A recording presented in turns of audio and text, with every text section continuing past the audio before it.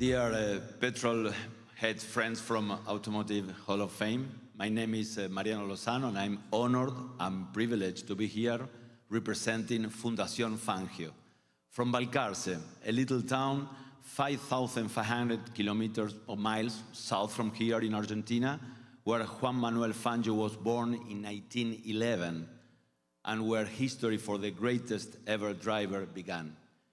In Argentina, Juan Manuel was known by the nickname El Chueco, the bow legend, and started to drive when he was 10 years old.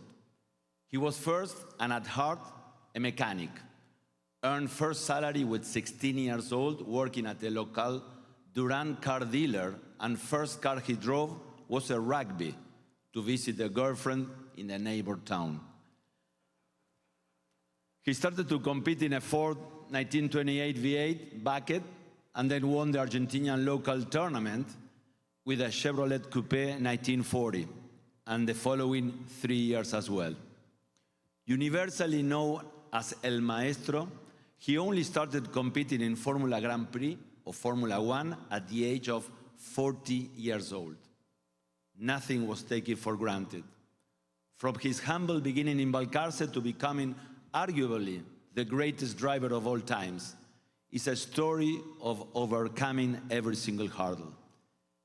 He won 24 races out of 52 starts, an impressive 46% success ratio. He earned 29 pole positions, 56% amazing record. He won 5 world titles with 4 different teams: Alfa Romeo, Ferrari, Mercedes-Benz, and Maserati. Juan Manuel used to say, "I learned to approach racing like a game of billiards.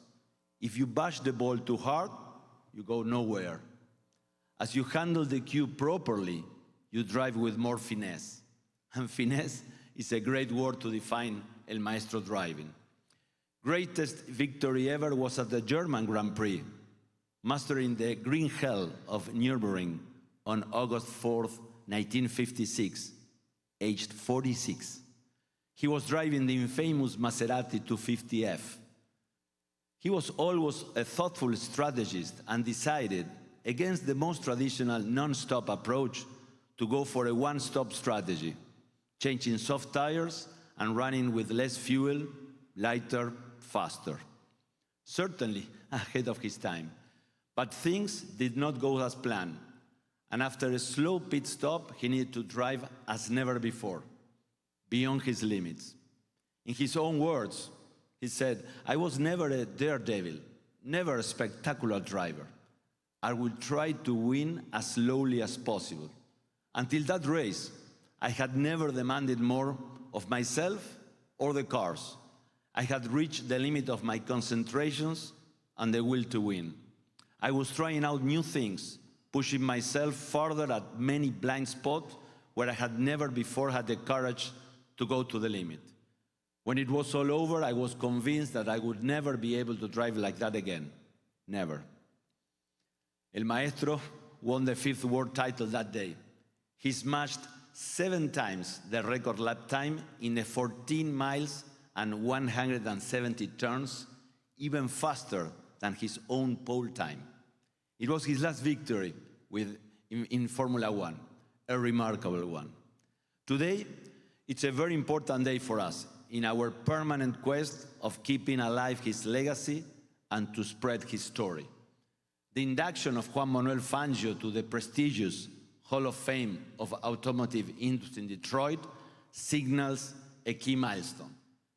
We value that it's highlighted his contribution as a symbol of post-war industry recovery, but mainly honoring his tireless effort to improve technology developments in order to increase safety of all cars. We cannot forget that during his 10 years tenure of driving at the highest level, more than 30 fellow drivers left their lives in the tracks. 1 out of 3. Juan Manuel always said, "In order to be first, you need to first finish." His legacy should not be forgotten, and at times that drivers and mechanics were making a difference. Time of no electronics, no power steering, no seatbelt, no roll bar, not even helmets till 1952 onwards, but he always advocated for safety. First inductee ever from South America, which would make Juan Manuel very proud. Thank for that as well. In the words of Stirling Moss, he was not only the greatest racing driver who ever lived, but also a great man. He was a great artist of driving. He taught me how to live, how to behave, how to care about those around us. He was essentially such a good human being, mature, modest, quietly spoken and kind, always prepared to help younger drivers.